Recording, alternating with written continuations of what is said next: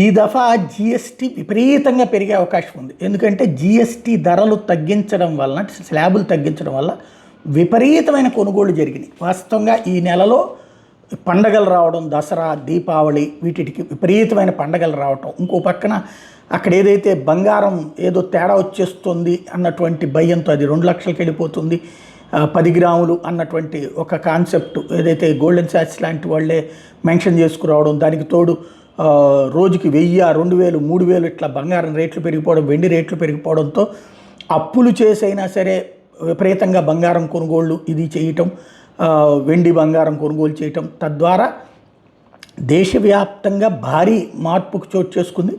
ఒక్క ధనత్రయోదశిని బేస్ చేసుకుని నేను తీసుకున్నటువంటిదే 1,00,000 కోట్ల రూపాయలు, 1,00,000 కోట్లు కొన్నారట బంగారం. ఒకటి కాదు, రూపాయి కాదు, 2 కాదు, 1,00,000 కోట్ల రూపాయల బంగారం కొన్నారు. వాస్తవంగా మొన్న 3,500 రూపాయలు ఒకే రోజులో పెరిగినటువంటి బంగారం నిన్న 3,000 దాకా తగ్గింది.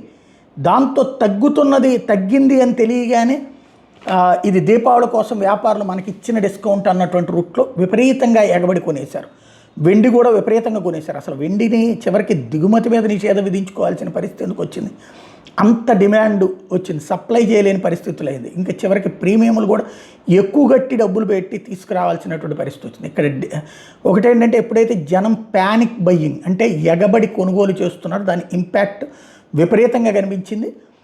ఓవరాల్గా చూస్తే 1,00,000 కోట్ల రూపాయలు ఉట్టి బంగారం, వెండి అమ్మకాలు జరగడం ఒక ఎత్తు అయితే, ఇప్పటికి కూడా బంగారం, వెండి ధరలు గట్టిగానే ఉండటం మరొక ఎత్తు.